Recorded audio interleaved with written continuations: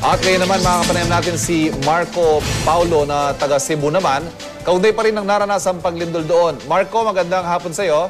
Hello, good afternoon. Good afternoon. Can you tell us exactly where you are now at ano yung naranasan ninyo dyan? Actually, ngayon, nasa Cebu IT Park ako. I'm at work. Okay. Kanina, mga around almost 12 noon yata yun, nung biglang, we're having lunch, tapos biglang naramdaman namin yung tindol. And then after siguro it lasted for like mga 20 seconds. Okay. And medyo malakas siya. Tapos lumabas lahat ng tao, and then lahat ng tao na nag-work dito sa IT Park, pinalabas lahat sa mga vacant areas for safety.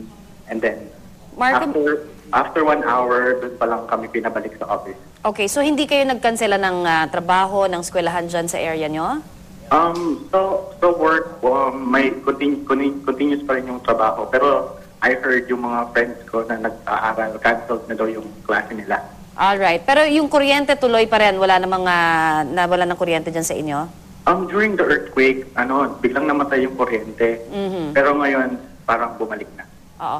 Pwede ba kami magpakwento sa'yo, Marco, kasi kanina rin meron kaming nakausap na may mga nakita nga ng nagpanik dahil malakas at talagang naramdaman itong lindol dyan sa area ninyo. Yung nakita mo, pwede mo sa aming ikwento muna? Actually, kasi dito yata sa Cebu, hindi masyadong prone sa lindol. So, yung mga kasama ko, sabi nila, parang first time nila nakaramdam ng ganun kalakas na lindol. So, medyo kinabahan talaga sila. And sabi ng office mate ko, yung mga tao sa bangko, nagtakbuhan talaga kasi nagpanic daw sila. So yung may mga nakikita ka dyan na naka-standby na ba ng mga rescue team or meron bang nakikita ka na at least assistance, no? Doon na visible na ba yung mga police? Paano ba dyan?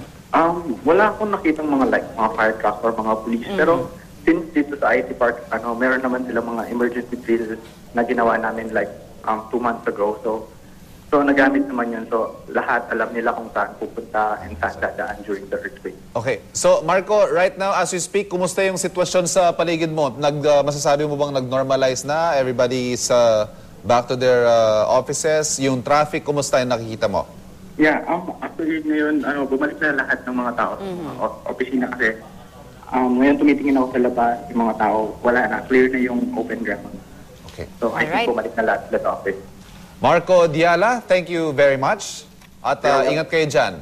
Si Marco po ang news scooper na nagpadala sa atin ng mga larawan kaugnay po ng nangyaring lindol sa Cebu.